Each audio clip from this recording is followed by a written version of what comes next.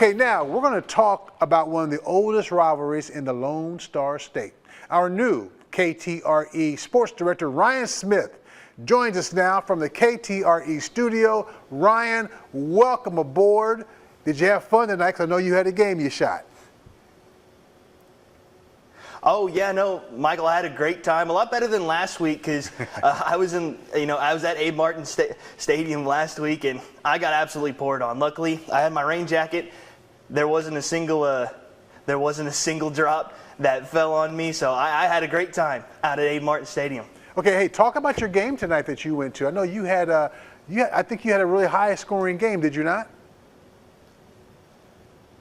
Yeah, well, Lufkin, Nacogdoches, it's one of the oldest rivalries, oldest high school football rivalries in Texas, and it was certainly a high-scoring game for one team. Lufkin, they got off to a 35-0 start at halftime, and then, of course, ended the game 56-0. So pitching the shutout against Nacogdoches after a week where, they sort of struggled offensively. Of course, like I said, it was raining, going up against a really good Longview team, ended up losing that game 7-3. So coming out this week and going ahead and really turning on getting the gears turning offensively, 56 points in a game. It's a pretty impressive performance, especially after what they did last week. And a lot of that came on the ground for Lufkin, 4 rushing touchdowns just in the first half. So a lot of that.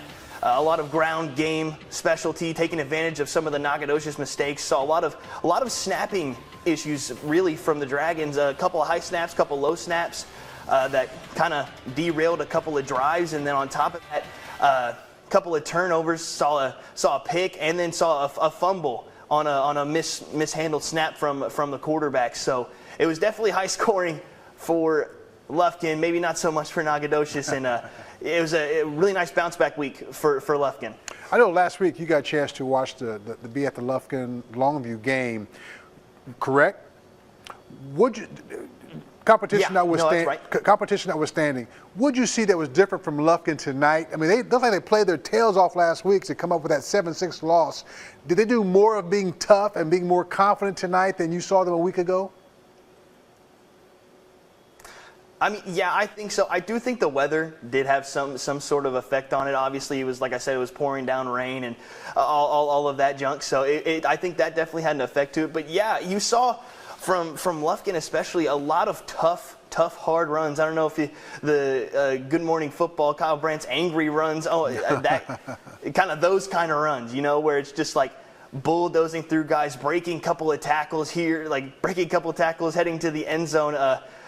Quincy Kuti, he had the first touchdown of the game, and he was able to break a couple of tackles and go through that. And then, Gavin Phillips, he was also able to find the end zone a couple times, and you just saw really, like you said, a really tough running. You saw like a much tougher running, breaking through those first tackles that they just didn't do against Longview last week. You just saw them break through a lot more tackles than you did last week, and I think that had a big part in it because once you saw them break through that first initial tackle, it almost seemed like they were off to the races. Hey, before I let you go, I want to introduce to our Red Zone Overtime folks who are watching. You went to school at Oklahoma, so you know football and you know about winning. Your impression of East Texas football, of the 2 games you went to, I mean, you might have a little idea of, wow, they don't mess around here in East Texas. Your thoughts?